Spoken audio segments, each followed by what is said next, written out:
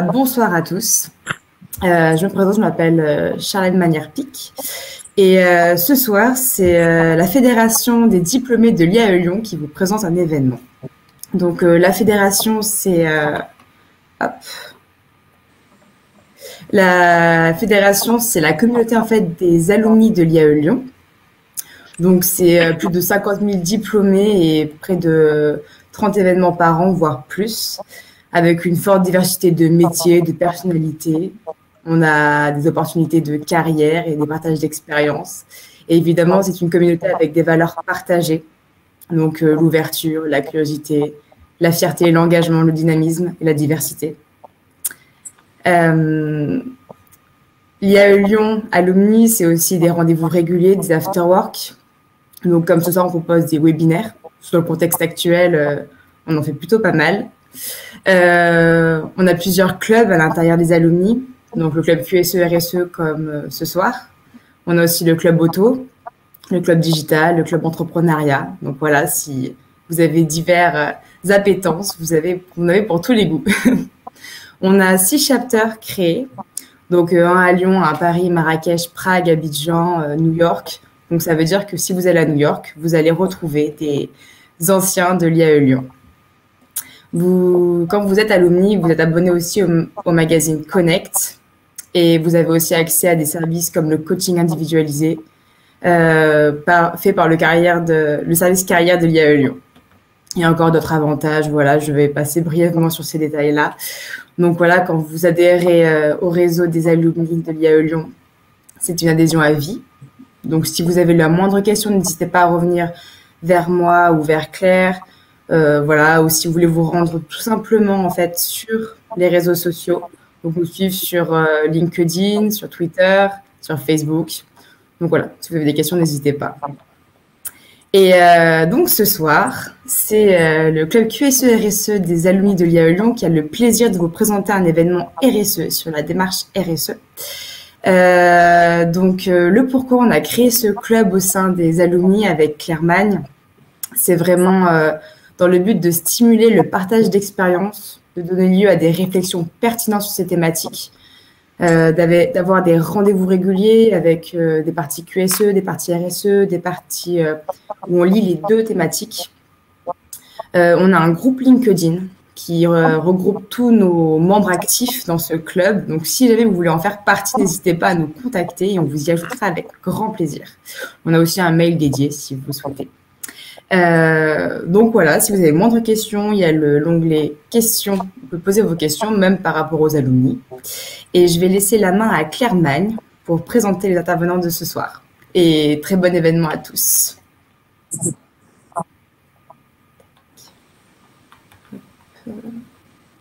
Donc, nous accueillons ce soir deux intervenants dans le cadre de la démarche RSE. Christine Fourniou, qui est consultante en qualité, hygiène et sécurité et qui va nous présenter une méthode de mise en place de politique RSE. Et juste après, Léo Astorino, qui est alumni de l'IAE, qui a fondé Génétique, nous présentera la manière de rendre transparente et d'évaluer cette politique. Et il nous donnera en même temps l'exemple de certains de politiques RSE mises en place par ses clients. Christine, je te laisse la parole. Bonsoir à tous, c'est un plaisir d'être parmi vous. Donc, je vais vous présenter, alors je vais me présenter, donc oui, j'accompagne des entreprises ou organisations dans la mise en œuvre de leur système de management, aussi bien qualité, santé, sécurité, environnement et responsabilité sociétale des entreprises, bien sûr. Je suis auditrice certifiée et un peu de formation à l'occasion. Donc, je vais vous partager le support, ce sera plus facile. Voilà. Donc aujourd'hui, ce qu'on va aborder en une trentaine de minutes, c'est comment construire une démarche RSE en 8 étapes. Vous allez voir, il y a 8 grandes étapes quand même pour construire cette démarche RSE. Donc d'abord, on va reprendre un peu le concept de la RSE, c'est quoi? Donc, c'est la responsabilité des entreprises ou des organisations vis-à-vis des impacts de leurs décisions et surtout de leurs activités sur la société et sur l'environnement. Ça doit se traduire par un comportement transparent et éthique. Et bien sûr, ça doit être intégré et appliqué à l'ensemble de l'organisation, de l'entreprise ou de l'organisme, aussi bien au niveau des fonctionnements que des relations. La démarche RSE, elle est basée à l'origine sur le développement durable. Donc, elle a pour ambition de tendre vers une société plus responsable et plus juste. Et surtout, c'est la déclinaison, enfin la RSE, c'est la déclinaison des principes du développement durable à l'échelle de l'entreprise. Donc, c'est quelque chose qui est dynamique entre l'entreprise et la société pour donner du sens, innover, créer de la valeur et relever les défis de l'avenir. Il y en a beaucoup. Hein. On le voit depuis un an, il y a quand même pas mal de défis à relever. Donc, bien sûr, chacun d'entre nous est concerné, hein, aussi bien au niveau des gouvernements, des élus, des citoyens, des chefs d'entreprise, de faire ces actions, enfin, en tout cas, de donner du sens et d'innover au niveau de la RSE. Je vous ai mis aussi une petite étude parce qu'elle est intéressante. Souvent, les dirigeants ne comprennent pas trop l'intérêt de mettre en place une démarche RSE. Et ils pensent que c'est un empilement, encore un truc supplémentaire par rapport à la qualité, la sécurité, l'environnement. Et une étude de France Stratégique a été faite en 2016 et qui démontre qu'en fin de compte, une démarche RSE, elle permet de faire un gain de performance en moyenne de l'ordre de 13% par rapport aux entreprises qui ne rentrent pas dans une démarche RSE. Donc, c'est quand même pas négligeable au niveau du gain. Et bien sûr, la performance la plus importante que l'on relève, c'est au niveau des ressources humaines. En fin de compte, les relations qu'on peut avoir employés, collaborateurs, comment ça s'appelle, dirigeants. Donc voilà, donc toute la dimension de la... Ah, il y a quelqu'un, un bruit bizarre. Toute la dimension de la RSE, ça démontre quand même qu'il y a un lien positif avec la performance économique d'une entreprise. Donc, on va vous mettre un premier petit sondage concernant l'engagement d'un employeur responsable. Donc, vous allez retrouver, voilà. D'après vous, quels sont les engagements d'un employeur responsable? Il y a plusieurs réponses possibles. Est-ce que c'est lutter contre les discriminations et garantir l'égalité des droits des employés? C'est chercher à tout prix la productivité, c'est la base. De développer de nouvelles formes de management, de limiter le dialogue entre les différents services pour éviter les pertes de temps, ou de former les équipes et pouvoir les accompagner dans leur parcours professionnel. Donc, d'après vous, alors je ne sais pas, je ne vois pas si les gens votent. Alors, ils sont en train de voter. Voilà. Ouais. C'est toi qui ouais, vois. Je peux voir qu'on aura le résultat final à la fin. Alors, est-ce que tout le monde a voté? Donc, pour ceux qui n'ont peut-être pas vu, c'est dans l'onglet sondage à droite de votre écran. Voilà. Donc là, j'en vois que ça se dégage. Donc, c'est assez partagé entre lutter contre la discrimination, développer de nouvelles formes de management ou former les équipes et pouvoir les accompagner. Et si tout le monde a pu voter, on est principalement sur former les équipes et pouvoir les accompagner. En deuxième, qui arrive, c'est lutter contre la discrimination. Et en troisième, c'est développer de nouvelles formes de management. Eh ben, c'est les trois réponses. Très bien. Bravo à tous. Vous êtes trop forts. C'était pour vous mettre un premier petit sondage. Donc voilà, on va rentrer maintenant qu'on a abordé le concept de la RSE, c'est l'étape. Comment on va construire et mettre en place sa démarche RSE en 8 étapes. Donc d'abord, il faut impulser la démarche. En deuxième, on va voir qu'il faut structurer le pilotage, mobiliser les équipes.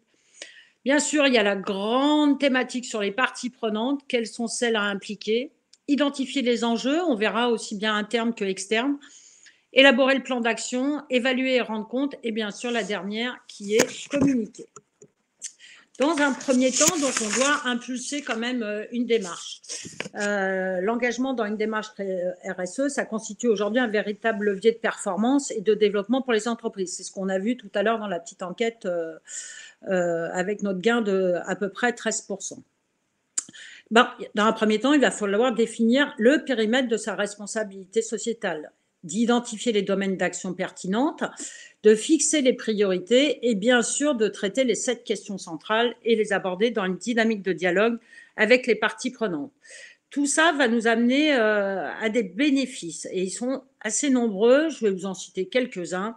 C'est par exemple repenser la conception des produits et des services, c'est se démarquer par rapport à ses concurrents, c'est de saisir des nouvelles opportunités économiques en attirant de nouveaux clients, de renforcer la valeur et la réputation des marques, mobiliser l'ensemble des acteurs et des partenaires de l'entreprise autour d'un projet porteur de sens, d'attribuer des nouveaux talents et fidéliser ceux qui sont déjà dans l'entreprise, fidéliser aussi des partenaires existants, clients, fournisseurs. Et bien sûr aussi, on n'y pense pas toujours, c'est de devancer, quand on est dans des secteurs d'activité très réglementés, c'est de devancer la réglementation qui est de plus en plus stricte, en tout cas, au niveau surtout risques sociaux et environnementaux. Donc voilà, pour la impulser, et bien sûr, on va passer par 3 étapes qui sont quand même assez indispensables. Ça va être de sensibiliser les principaux interlocuteurs de l'entreprise. On entend quoi par là? C'est présenter les notions de RSE et de développement durable et de présenter des enjeux et des motivations. De diagnostiquer la RSE, identifier les actions actuelles, mesurer de la performance économique, sociale et environnementale, et analyser et restituer, c'est-à-dire trouver les pistes de progrès pertinentes pour l'entreprise. C'est le recensement des priorités, l'élaboration d'un calendrier de mise en œuvre, les moyens à prévoir, aussi bien humains, techniques que financiers. Alors, vous verrez que la partie financière, souvent, c'est la partie qui est la plus compliquée à définir. Définir un budget pour mettre en place une démarche RSE, c'est pas toujours facile. Mais c'est surtout toute démarche, pour ceux qui ont déjà mis en place des démarches aussi bien qualité, santé, sécurité, environnement, la motivation, il faut qu'elle vienne de la direction. Si la direction n'est pas motivée, la réussite et l'efficacité de la démarche va être beaucoup plus compliquée. Et ça va permettre aussi une impulsion stratégique déterminante qui va être nécessaire. Bien sûr, cette mise en œuvre va se traduire dans la stratégie, mais aussi dans les formes et outils de management de l'entreprise. C'est-à-dire que c'est quelque chose de global. Ça ne va pas s'arrêter au niveau que de la stratégie. Donc, je vous ai fait des petits schémas. Vous verrez qu'à la fin, l'ensemble de ces 8 schémas va vous donner un gros schéma qui va paraître peut-être un peu complexe parce qu'on va intégrer aussi bien une démarche initiale, mais aussi une démarche d'amélioration continue. C'est-à-dire qu'une fois qu'on a mis en place sa démarche, on ne va pas s'arrêter au bout d'une année ou de quelques mois, mais c'est de la perdurer et de s'améliorer au fil des mois, des années. Donc, impulser la démarche, c'est quoi? En premier, c'est le développement durable, c'est un état des lieux, en fin de compte, qui va recenser ce que vous faites déjà dans l'entreprise. On fait plein d'actions, on n'en voit pas forcément, on ne pense pas qu'on fait de la RSE sur certaines actions. Donc déjà, c'est d'établir cet état des lieux. Souvent, on va s'appuyer sur des guides, des référentiels ou des outils existants qui vont nous permettre justement de mesurer et d'analyser les différentes actions qui sont déjà mises en place. Par rapport à cet état des lieux, derrière, on va formaliser l'engagement, bien sûr avec une vision de responsabilité sociétale, définir une stratégie et une politique de responsabilité sociétale, au même titre qu'on définit une politique qualité ou santé-sécurité.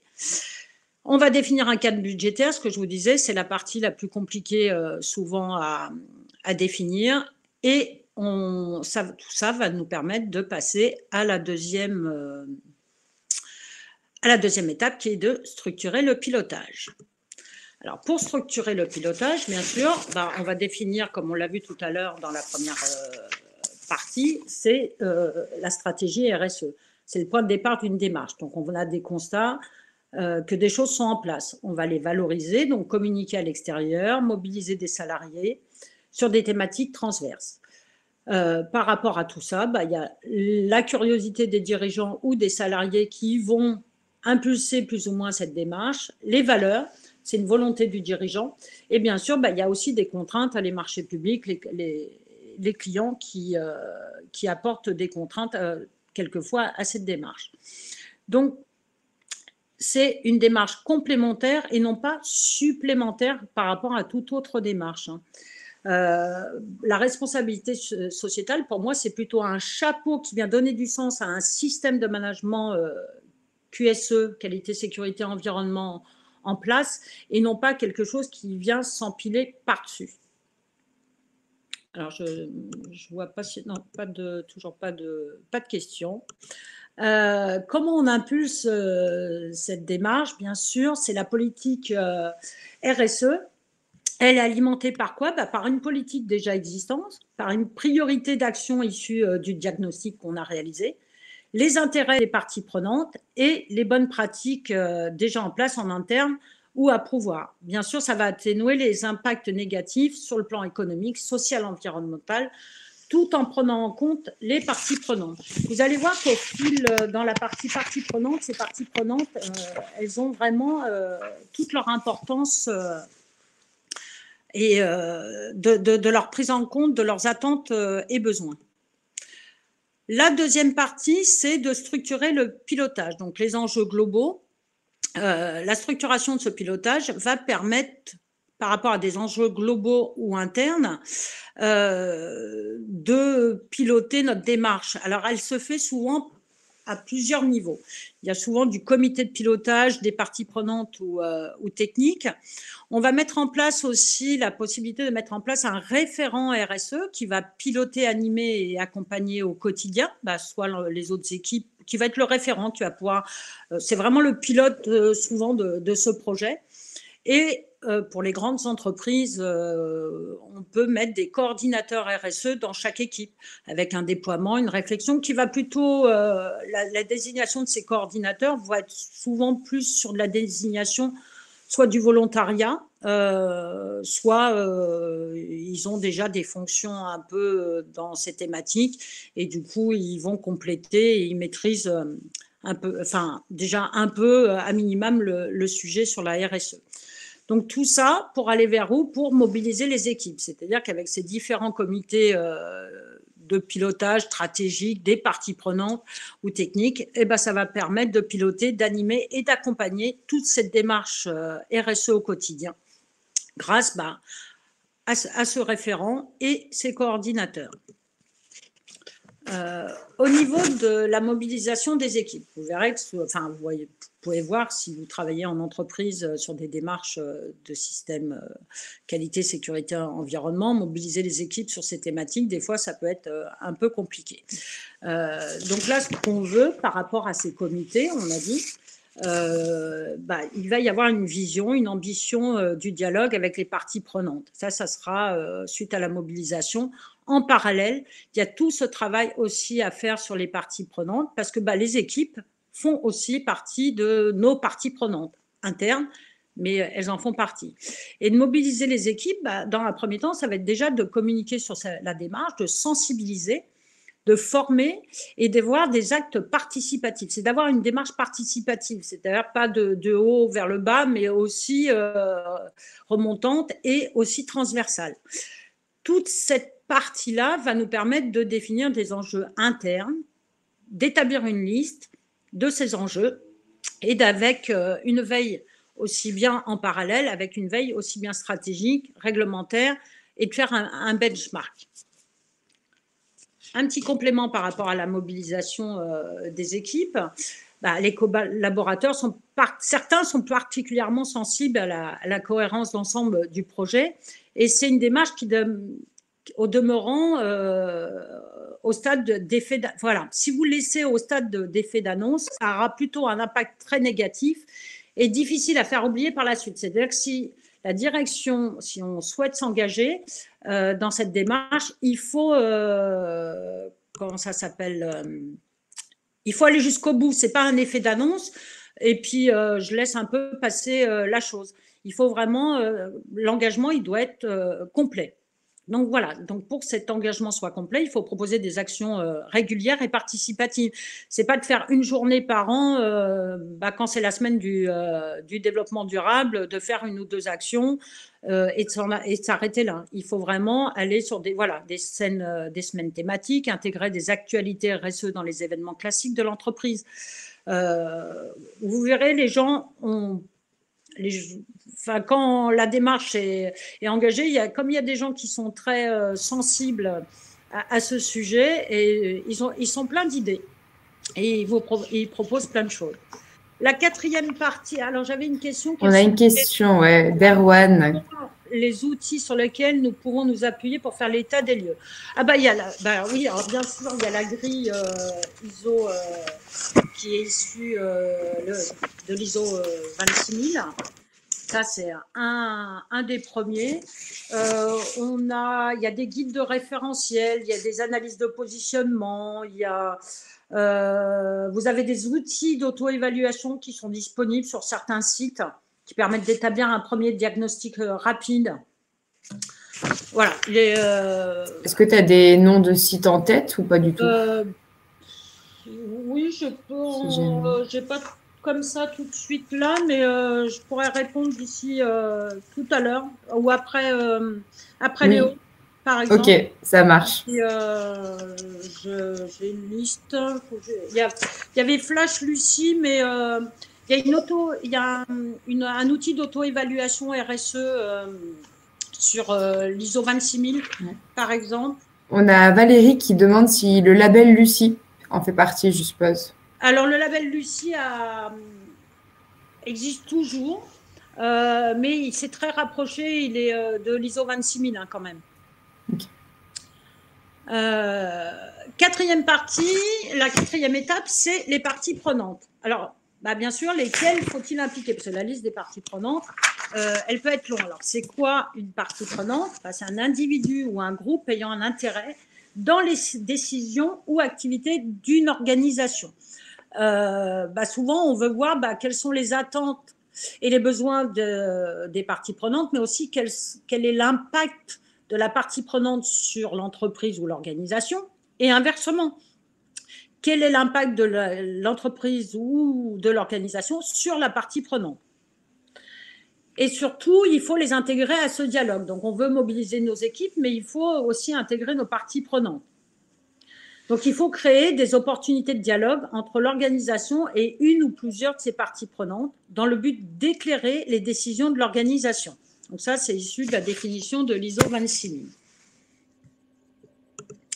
Je vous ai mis quelques exemples, par exemple, de parties prenantes. On va avoir tout ce qui est au niveau social, les salariés, les syndicats, les organismes sociaux, les instances représentatives du personnel. On va avoir ce qui est institutionnel, les pouvoirs publics, l'État, tout ce qui va être réglementaire, l'autorité, tout ce qui est autorité et réglementaire. Le financier, les actionnaires investisseurs, les banques, les assurances. Au niveau technique, on va avoir des organismes de normalisation et de certification, des écoles, des experts indépendants, la chaîne de valeur. Bien sûr, c'est une des plus importantes avec, je dirais, les salariés, c'est les clients, les fournisseurs, sous-traitants, les associations sectorielles et les concurrents. Il ne faut pas les oublier, il faut aussi les intégrer des fois. Ça évite un risque et on peut en sortir une opportunité. Et la société civile, qui est aussi important, parce que quand vous avez une association de riverains à côté et que vous avez une entreprise qui peut être un peu avec des effets négatifs, il faut mieux bien dialoguer et les intégrer dans son dialogue. Ça évite beaucoup de mésaventures. J'en ai vu que quelques-unes.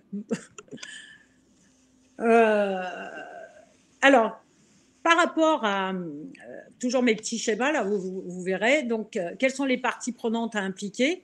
Donc, la liste, vous listez vos parties prenantes et les exigences. Une fois que vous avez toutes les parties prenantes, vous allez définir pour chacune le niveau de dialogue, le niveau d'influence et le niveau de dépendance par rapport à votre organisation.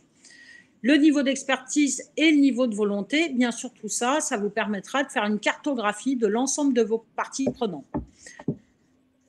Et vous verrez qu'il y en a beaucoup. Donc, on ne va pas avoir le même niveau de dialogue, en tout cas. Par exemple, avec une partie prenante qui a peu d'influence ou peu d'impact sur l'entreprise, qu'une qui a beaucoup d'impact, comme ses fournisseurs ou ses clients, ou une association de riverains qui est juste à côté, ou même au niveau local, une institution sociale de proximité. Donc, une fois que vous avez défini vos parties prenantes prioritaires, vous allez définir le type de dialogue et de consultation à privilégier avec ces parties prenantes. Et les parties prenantes avec une priorité moyenne à faible, ben vous allez avoir vous allez mettre en place un dialogue qui va être un peu différent. Ça va être une écoute, mais peut-être pas aussi régulière ou avec une fréquence aussi importante qu'avec les parties prenantes prioritaires.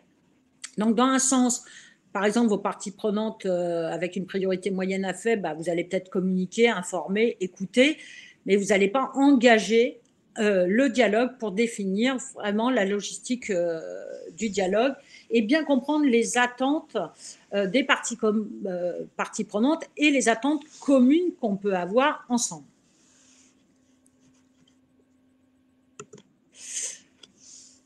L'objectif, c'est quoi de ce dialogue avec les parties prenantes? Bah, c'est de prendre en compte, on a dit, avec une vision à long terme, le contexte pour agir efficacement dans la durée. C'est de déterminer la place de l'entreprise dans la société. Bien sûr, ça s'inscrit au cœur des débats relatifs à la gouvernance d'entreprise et de la RSE. Par rapport à ça, bah, on va instaurer plusieurs critères qui permettent d'évaluer et d'identifier les parties prenantes en fonction des enjeux de l'entreprise, du contexte et du cœur de métier. Elles ne vont pas être les mêmes en fonction de l'activité de l'entreprise. Donc, la concertation, le dialogue avec les parties prenantes, c'est un des fondements du développement durable. C'est un des piliers de la légitimité et de l'efficacité aussi de la démarche RSE. Un des facteurs essentiels de la crédibilité d'une démarche RSE. C'est aussi un levier de réussite de la stratégie de l'entreprise. Et c'est vraiment un vrai processus d'amélioration continue qui va permettre de la recherche de solutions croisées et d'enjeux communs. Si elle dépasse le simple échange d'informations, bien sûr, parce que si vous faites que de l'information, vous n'allez pas avoir, comment ça s'appelle, le dialogue va vraiment être très limité, vous n'allez pas en sortir quelque chose de très positif. Je crois qu'on avait un petit sondage. Donc, j'envoie l'étape 4. L'étape 4. C'est parti. Sondage lancé dans l'onglet sondage. Donc, à vos votes. Donc, voilà, cette démarche a notamment pour objectif de permettre à l'entreprise d'entamer le dialogue avec ses parties prenantes. Quelles sont-elles? Est-ce que ce sont les personnes qui prennent parti pour une salariée en cas de conflit?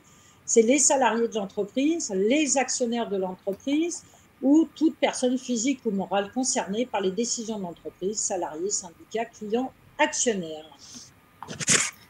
Alors là, pour l'instant, on a 7 votants et ça part sur toutes les personnes physiques ou morales. Est-ce que tout le monde a pu voter? Je laisse un peu de temps. 9. On a 9 personnes qui ont voté pour toute personne physique ou morale. Eh bien, c'est la bonne réponse. C'est la bonne réponse. Bravo à tous. Donc, le dernier petit point sur les parties prenantes, elles vont permettre de contribuer à renforcer l'adéquation de la stratégie de l'entreprise et de ses enjeux sociétaux, à prévenir certains risques et d'identifier des opportunités, et surtout à créer une culture partagée du progrès au sein de l'entreprise, formuler des réponses opérationnelles et surtout informer sur les résultats obtenus. Donc ça, on le verra dans la partie communication. On avait un autre petit quiz sur les parties prenantes par rapport à l'engagement primordial de l'entreprise vis-à-vis de ses parties prenantes. Alors, d'après vous, cet engagement primordial, c'est quoi? C'est la transparence, la collaboration ou la performance?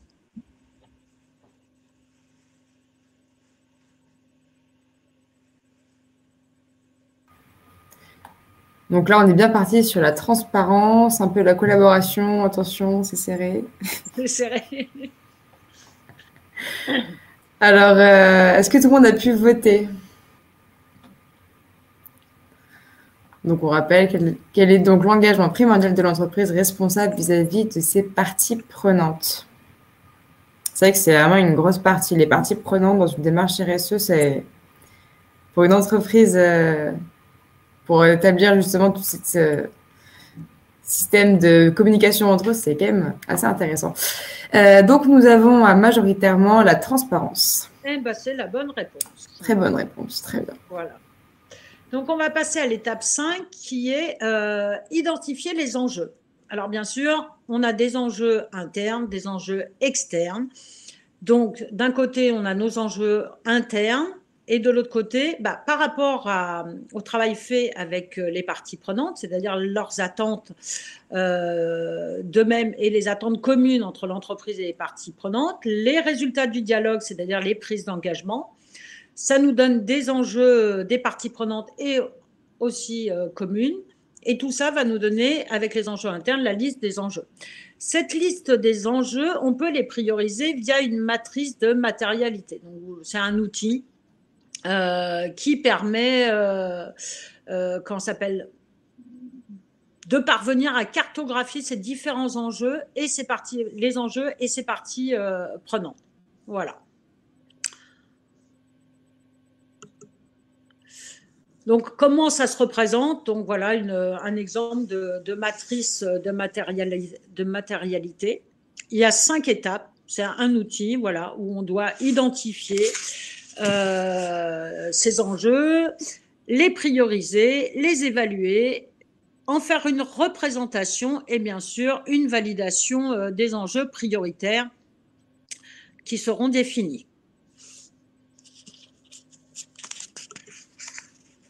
L'étape numéro 6, une fois qu'on a défini notre politique, notre stratégie, notre politique, on a mobilisé nos équipes, on a identifié nos parties prenantes prioritaires et on a identifié le dialogue qu'on voulait mettre en place avec elles. On a défini nos enjeux, donc maintenant on va définir un plan d'action par rapport à la mise en place de cette démarche. Donc, suite à nos enjeux prioritaires, on va faire des ajustements en fonction, bien sûr, de notre vision de la stratégie et de la politique de responsabilité sociétale. On va définir des objectifs, des indicateurs. On va vers un SWOT, bien sûr, les risques et opportunités et les actions à mener par rapport à ces risques et opportunités. On se sera, bien sûr, tous ces enjeux, tout ça a été défini au départ par rapport à déjà notre premier diagnostic qu'on a fait, notre auto-évaluation. Toute cette complémentarité va nourrir et argumenter les premiers constats qui ont été faits. Ça va permettre d'identifier les défis à relever et de définir les axes à investir. Ces engagements, ils vont s'appuyer bien sûr sur des objectifs chiffrés avec des échéances à court, moyen et long terme. Et dans la mesure du possible, bien sûr, les axes doivent être mobilisateurs et compréhensibles par tous. Chaque action doit faire l'objet d'un cahier des charges précisant les objectifs attendus, le descriptif, les résultats attendus, le pilote de l'action, les publics concernés. Quels seront les indicateurs de suivi et les résultats, le budget, les ressources, mais dans ressources, on va aussi intégrer les moyens humains et les partenaires associés à ce plan d'action. Bien sûr, tout ça sera piloté sous l'impulsion des différents comités de pilotage, du référent RSE et des différents coordinateurs RSE. Alors, ce que je vous disais au niveau du plan d'action, c'est l'élaboration d'un plan d'action classique, sauf qu'il est très orienté sur les actions RSE par rapport, bien sûr, à la politique. Tout ça doit être en phase avec la politique et les axes stratégiques. Dernier point, avant-dernier point, c'est d'évaluer et de rendre compte. Donc, pour les adeptes qualité, vous retrouverez le PDCA, le Plan de Check Act, donc la route des mines et l'amélioration continue. Donc, bien sûr, on a établi notre plan d'action, on le réalise. Tout ça est mesuré via les indicateurs, le reporting et des évaluations externes. On évalue et on rend compte, mais on n'oublie pas aussi d'évaluer ses parties prenantes. Et tout ça via des revues de direction annuelles ou à une fréquence, c'est plutôt annuelle, 1 à 2 par an. Les comités de pilotage, à vous de définir la fréquence, la meilleure fréquence pour qu'il y ait un suivi et que cette dynamique reste présente. Bien sûr, par rapport à tout ça, on va réajuster, définir quels sont les changements à apporter. Est-ce qu'il y a besoin de ressources dans leur globalité? Les ressources, bien sûr, pas que des ressources financières, vont permettre ou est-ce qu'il y a aussi il peut y avoir aussi des changements stratégiques à apporter. Donc tout ça va permettre d'ajuster et de redéfinir et de repartir sur une continuité d'amélioration continue.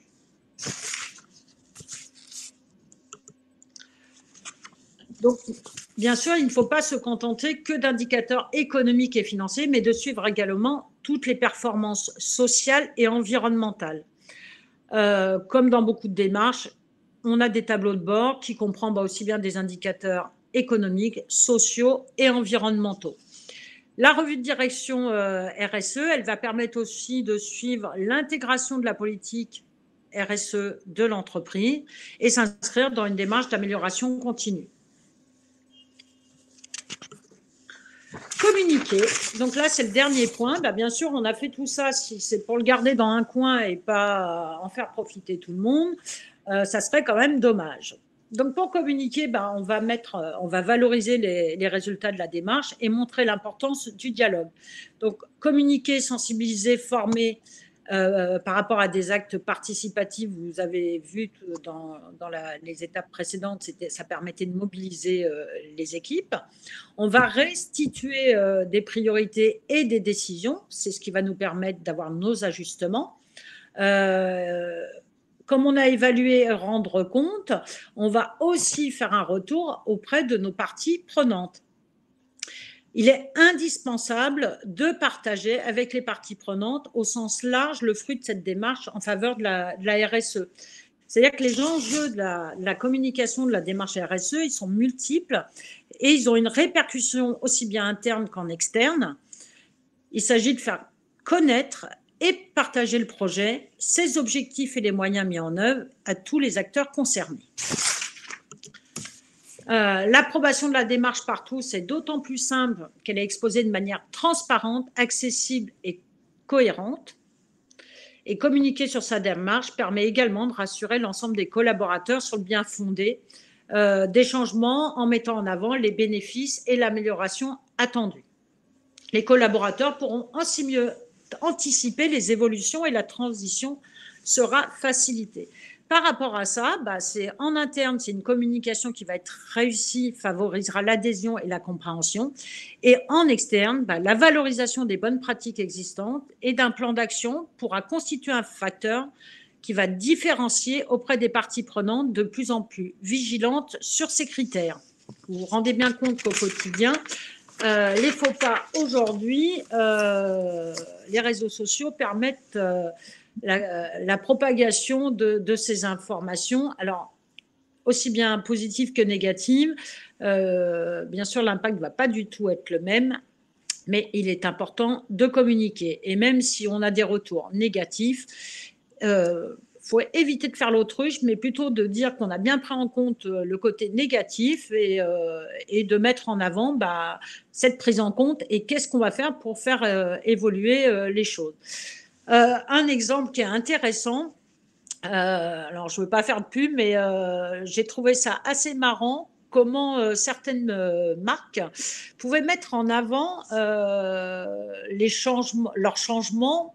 Par exemple, une soupe où aujourd'hui, ils font la publicité que c'est 100% de légumes dans leur soupe, alors qu'avant, ce n'était pas le cas, et qui remercient leurs clients, en fin de compte, de les avoir fait évoluer et changer. Donc, à un moment, vous voyez, même s'il peut des fois y avoir un peu de benchmark, de greenwashing dans tout ça, si ça a pu faire bouger un petit peu les choses, c'est quand même plutôt positif.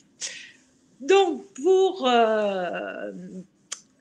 conclure sur la communication, donc vous vous rendez compte qu'au niveau des parties prenantes, on a la gouvernance, une gouvernance responsable avec une vision, des valeurs, une stratégie, la co-construction, la performance globale. On a les indicateurs via des reportings, l'amélioration continue et le benchmark. Tout ça nous définit nos enjeux RSE. Le plan d'action à mettre en place, qui est suivi via des indicateurs, c'est le management des ressources, le dialogue social, la santé et sécurité, le bien-être, les équilibres des ressources affectées, la formation, la consommation durable. Les indicateurs vont alimenter votre revue de direction via des mesures et de l'analyse, avec le suivi du plan d'action et les tableaux de bord. Et on revient aux enjeux, c'est-à-dire à notre amélioration continue. Et tout ça va permettre de communiquer au niveau de la RSE. Et pour finir, vous allez voir que le schéma de tous ces petits bouts, voilà ce que ça vous donne sur la mise en place d'une démarche RSE. En bleu ciel, toutes les flèches sont la démarche initiale, c'est le début de la démarche. Et en bleu marine, les autres flèches, c'est l'amélioration continue qui va venir réimpacter les différentes étapes de la démarche. Donc, ça peut paraître un peu complexe comme ça, mais ça ne l'est pas tant que ça. Et on a un dernier petit quiz, donc qui est plutôt général, mais que j'ai trouvé intéressant, parce que je pense que notre empreinte environnementale n'est pas négligeable, surtout dans ces périodes où on télétravaille beaucoup et que le numérique a pris une part importante. Donc, la question que je vous pose, c'est au sein des organismes ou entreprises, le numérique est de plus en plus présent, ordinateur, smartphone, cloud, réseau interne, etc. L'empreinte environnementale numérique d'un salarié en kilogrammes équivalent CO2 est estimée chaque année à 15 kg équivalent CO2, 360 kg équivalent CO2 ou 800 kg équivalent CO2. Alors, je vois que vous êtes tous en train de voter. C'est assez serré, hein. On a 29% pour 15... Ah, ouais, 25% pour 15 kg équivalent CO2, 44% pour 360 kg équivalent CO2 et 30% pour 800 kg équivalent CO2. Donc, on a une majorité sur le 360. Eh bien, c'est la bonne réponse. C'est très bien, bravo à tous. Donc, c'est quand même, vous voyez, que notre impact numérique est loin d'être négligeable. 360 kg équivalent CO2 par an et par salarié. Donc voilà, donc je vous engage à envoyer des mails un peu moins lourds, à vider vos boîtes aux lettres assez régulièrement, etc., etc. Voilà, en tout cas, j'espère que ça vous donnera quelques idées, ou en tout cas, ça vous permettra de mettre en œuvre une démarche RSE. Et je vous remercie pour votre attention. Si vous avez des questions, il reste un petit peu de temps, mais il va falloir que je passe la main à Léo. Merci beaucoup, Christine. Et du coup, Léo, on va te laisser continuer, présenter ta belle entreprise et on posera les questions à la fin. On prendra un petit temps, Christine. Oui. Pour ceux qui auront peut-être des questions à la fin. Mais voilà, Léo, on te laisse la parole. Merci. Bonsoir à tous. Je m'appelle Léo, je suis fondateur de Génétique. Génétique, on est une société spécialisée dans l'évaluation RSE et on propose une solution un petit peu innovante et globale qui va du diagnostic à la démarche progrès en passant par la communication RSE. Donc le projet est né d'un constat plus ou moins simple, c'est que Il y a beaucoup de PME qui regrettent que faire de la RSE soit finalement cher, en tout cas dans leur esprit, et que ça représente un budget d'engager une démarche. Et de l'autre côté, qu'on parle tout le temps de transparence, mais que la plupart des solutions de communication ou des labels ne le soient pas du tout en réalité. Et qu'on soit quand même sur des choses relativement opaques, puisque on va avoir un visuel qui va dire cette entreprise est engagée, mais derrière, on ne sait pas du tout de quoi il en retourne. Donc pour ces deux raisons, on a souhaité créer la première notation RSE entièrement transparente. Donc ce qu'on propose aux entreprises, c'est dans un premier temps de mesurer leur empreinte sociétale. Donc ça prend la forme d'une notation qui regroupe plus de 120 critères sur 4 axes: écologie, sociale, gouvernance et économie. Et suite aux résultats de cette évaluation et après audit, les entreprises peuvent tout simplement rendre public l'intégralité de leurs démarches et de leurs informations directement sur leur site ou sur notre plateforme. Alors, je vais peut-être illustrer ça par du concret et partager mon écran. Donc, écran entier, autorisé. Voilà, dites-moi si on est bon. C'est tout bon, on voit bien. Donc là, on est typiquement sur notre site. Et donc, les entreprises qui se lancent dans la démarche peuvent tout simplement rendre public leur diagnostic avec les informations précises, chiffrées, objectives, dans une transparence vraiment totale et sur l'ensemble des aspects de la RSE. Donc l'idée vraiment, c'est de permettre à n'importe quel consommateur ou à n'importe quel candidat d'accéder en 2 clics à la démarche RSE d'une entreprise. Donc là, on voit en l'occurrence Groupe Ninkasi, mais aussi permettre à l'entreprise de l'afficher directement sur son site web et d'avoir quelque chose de plus convaincant que la petite rubrique Nos missions qu'on connaît tous, mais que personne ne lit ou que les gens lisent, mais avec un petit peu de, comment dire, d'appréhension, quoi.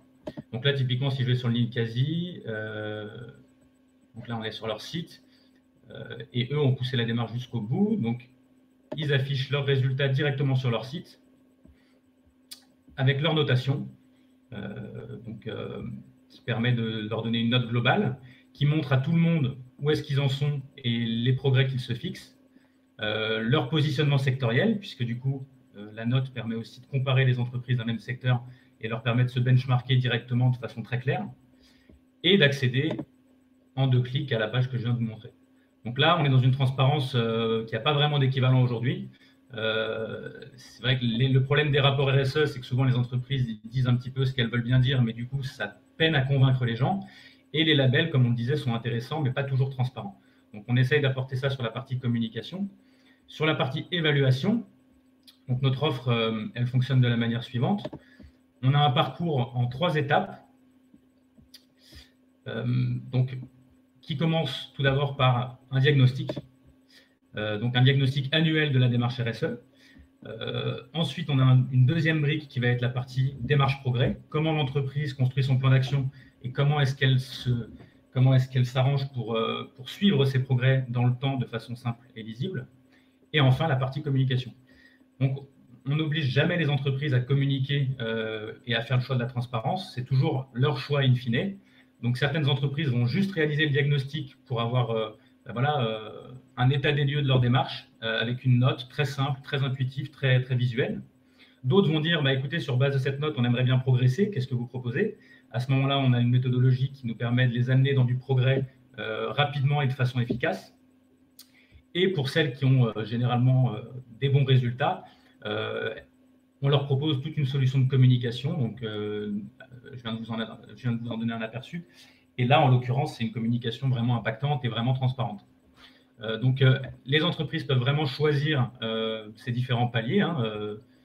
Bon, évidemment, sans le diagnostic, on ne pourra pas faire grand-chose, mais certaines peuvent se limiter au diagnostic et s'en servir pour progresser en interne. Et les autres peuvent attendre d'être, entre guillemets, assez bien notés pour communiquer, par exemple. Voilà comment on fonctionne. Donc, on travaille avec tout type de boîtes aujourd'hui. Alors, je vais tout de suite aller sur les références. Donc, ça va des grands groupes comme Malakoff aux startups comme Tilki, en passant par des structures publiques. Mais c'est surtout les PME qui viennent nous voir parce qu'elles n'ont pas toujours le budget pour engager une démarche RSE conséquente de A à Z. Et des fois, elles ont envie de ce diagnostic rapide, efficace, qui va leur permettre de répondre à des appels d'offres, notamment, parce qu'on en demande de plus en plus Aujourd'hui, il n'y a presque plus un appel d'offres privé qui ne demande pas à l'entreprise si elle fait des choses en matière de RSE. Donc, c'est aussi à ce besoin-là qu'on répond. Et on se rend compte que voilà, les TPE ou les PME n'ont pas des budgets conséquents, malheureusement, à dédier. Donc, il faut trouver voilà, des solutions adaptées. Et on travaille aussi, du coup, pour des donneurs d'ordre, donc des groupes qui, eux, vont vouloir évaluer leurs fournisseurs. Et donc là, on a toute une plateforme digitale qui permet d'inviter les entreprises à se faire évaluer et de suivre les résultats de l'ensemble des boîtes du portefeuille ou des fournisseurs. Donc voilà, on travaille de ces deux façons-là. Sur la notation en tant que telle, je vais un petit peu expliquer comment elle fonctionne. Donc on a notre propre référentiel aussi, c'est ce qui nous permet de proposer des tarifs adaptés et puis un processus global qui va du DIAG à la com. Donc ce référentiel, il est divisé, comme je le disais, en 4 axes. Donc c'est une approche comme on appelle ESG, donc économie, écologie, sociale et gouvernance. Et on questionne aussi l'aspect économique. Chacun de ces 4 grands domaines va être divisé en sous-domaines. Donc on va parler de mixité, diversité, conditions de travail, l'énergie, la mobilité durable, le mécénat, voilà, tous ces sujets. Et ces sous-domaines sont eux-mêmes divisés en indicateurs qualitatifs et quantitatifs qui vont nous permettre de pondérer et d'attribuer une note à l'entreprise. Donc, le gros avantage de cette note, c'est déjà que c'est clair et impactant. C'est-à-dire que quand on parle de note sur 100, généralement, tout le monde comprend immédiatement de quoi on parle. Ça a aussi le mérite de permettre à l'entreprise de vraiment suivre et monitorer sa démarche dans le temps. Donc, c'est assez intéressant de ce point de vue-là. Typiquement, je vais revenir sur le site. Typiquement, en parlant de monitoring, vous voyez, on a des tableaux de bord qui leur permettent de façon très intuitive de voir comment est-ce qu'elles progressent sur ces différents sujets au fil des ans. Donc ça, c'est vraiment l'intérêt de la notation. Donc les indicateurs de notre référentiel, ils sont alignés, je le précise, avec les standards un petit peu internationaux en la matière, donc l'ISO 26000, le GRI, SASB et plein d'autres. Et ce qui est important de préciser aussi, c'est que cette notation, elle tient compte à chaque fois de la taille et du secteur d'activité des entreprises évaluées. Donc une entreprise du BTP n'aura pas évidemment les mêmes questions qu'une entreprise, une société de bureau. Et le fait qu'on ait une notation qui soit capable de s'adapter à tous les secteurs d'activité nous permet aussi d'avoir quelque chose de plus objectif et de plus précis que d'autres référentiels qui vont donner des grandes lignes de conduite, mais qui vont être les mêmes pour tout le monde. Donc l'idée vraiment, c'est de questionner les externalités propres de chaque industrie. Et évidemment, les différentes thématiques qui interviennent dans la notation n'ont pas le même poids dans la note globale en fonction des secteurs. Par exemple, la gestion des déchets pour les entreprises du BTP, c'est quelque chose qui pèse relativement lourd dans la note globale parce que, tout simplement, c'est un sujet qui est très impactant. Voilà, ça c'était l'essentiel. Et donc, en termes de couverture sectorielle, voilà, on couvre aujourd'hui à peu près 80% du code NAF. Donc, à part quelques secteurs d'activité très précis, on est capable d'évaluer un grand nombre de structures et du coup de proposer également des benchmarks qui sont aujourd'hui automatisés et qui permettent à l'entreprise de se situer par rapport à ses concurrents.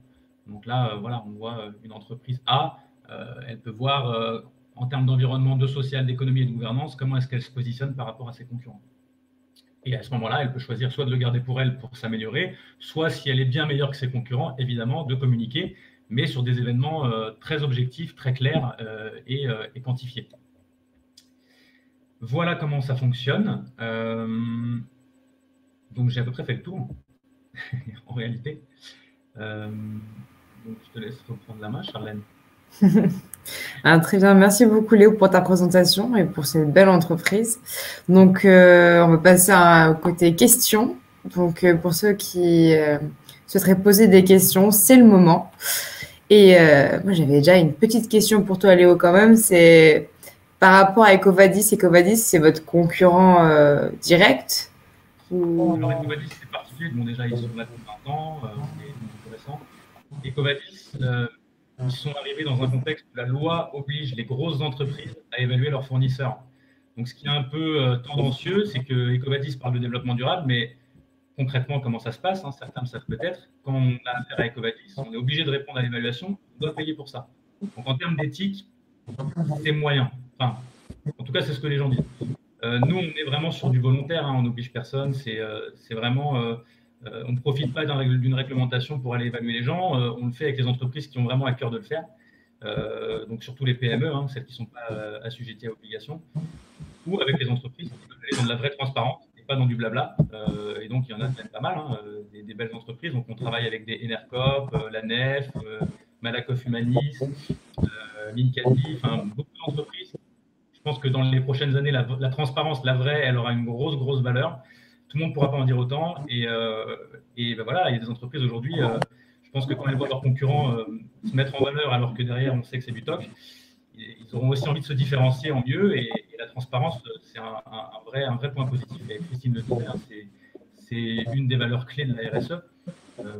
Donc voilà, par rapport à Ecovadis, comment on se différencie. Après, bon, Ecovadis, c'est quand même aujourd'hui une multinationale, hein, c'est devenu quelque chose de gros, mais aussi, du coup, grâce à la réglementation. Donc nous, on fonctionne différemment, mais puis on est aussi beaucoup plus jeune.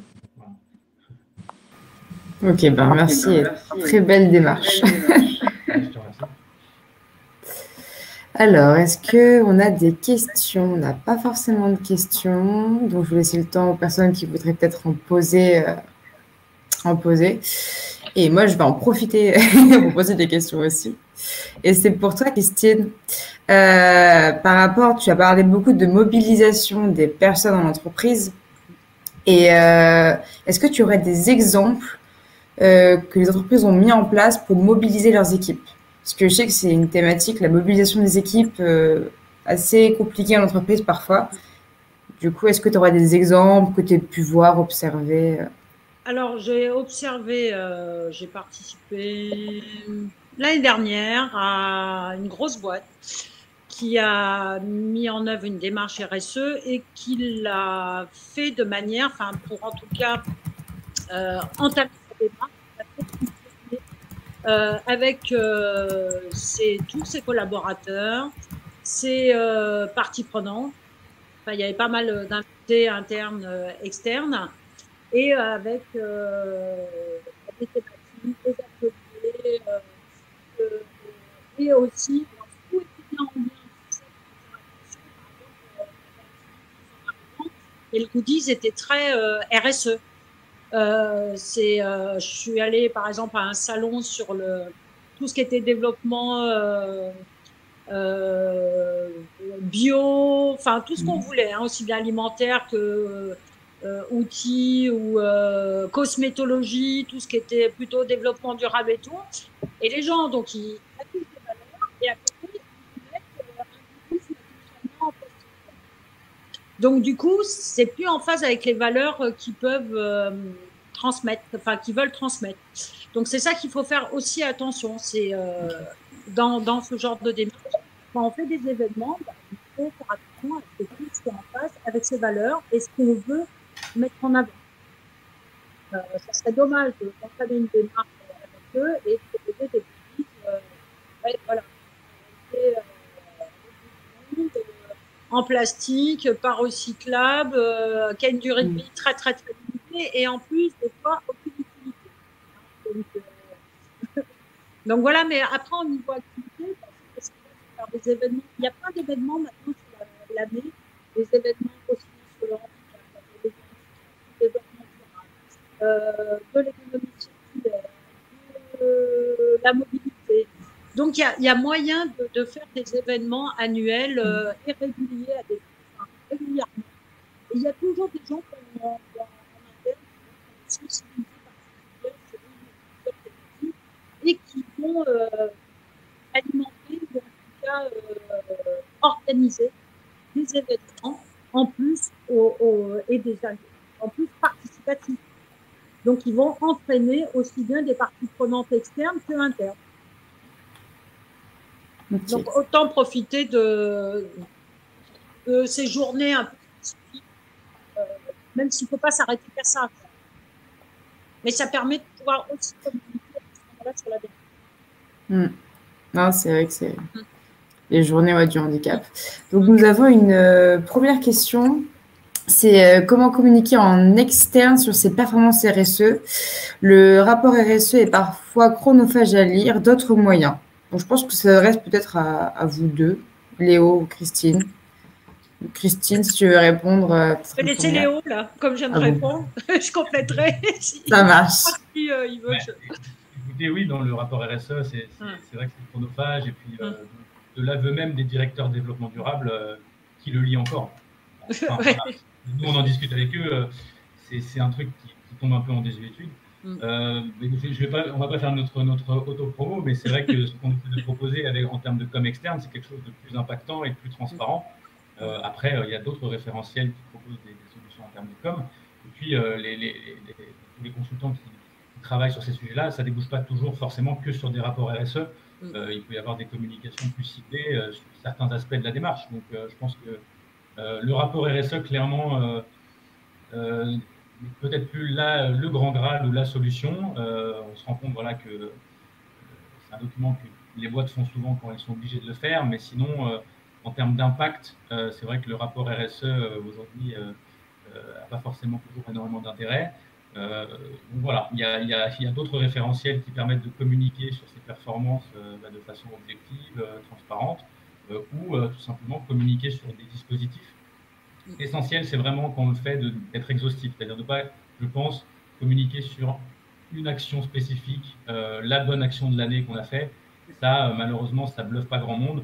Il vaut mieux avoir une approche systémique où on parle, voilà, on évalue l'ensemble de sa performance et on communique sur l'ensemble de la performance, pas juste sur une micro-action qui fasse diversion.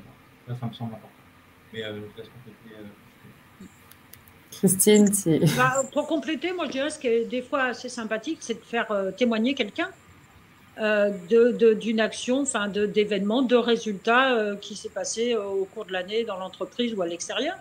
Et ça, c'est pas mal, de faire un petit flash, soit une petite vidéo ou ce genre de choses. C'est assez sympathique, ça met en avant.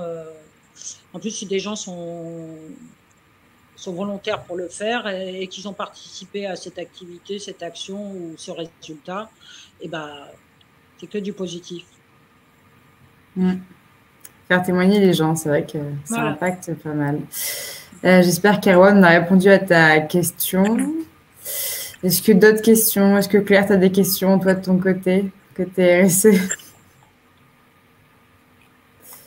Erwan répond merci. Très bien.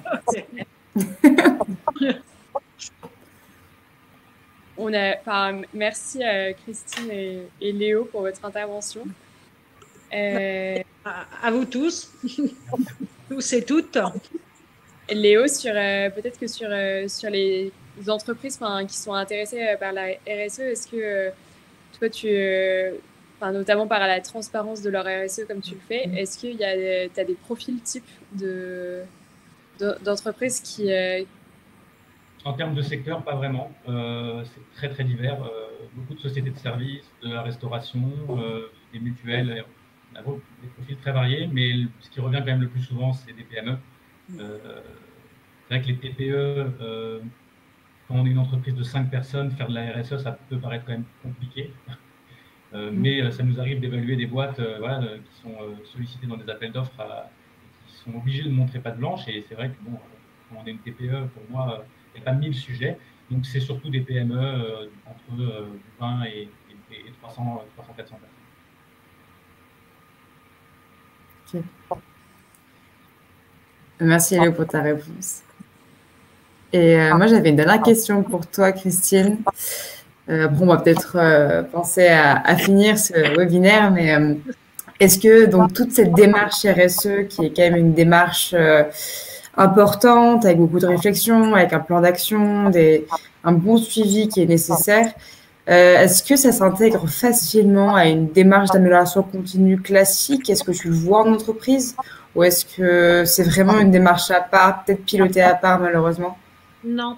Alors, malheureusement, les entreprises, elles ont souvent tendance à empiler les millefeuilles au lieu de faire des systèmes intégrés. Donc, elles ont un système qualité, un système de santé-sécurité, un système environnemental, énergétique et RSE. Et ça devient hyper chronophage. Enfin, plus personne ne voit le lien entre les choses. Donc, moi, je vois aucun intérêt à ce genre d'empilement. Par contre, ce que je disais, voilà, pour moi, la RSE, elle est au-dessus.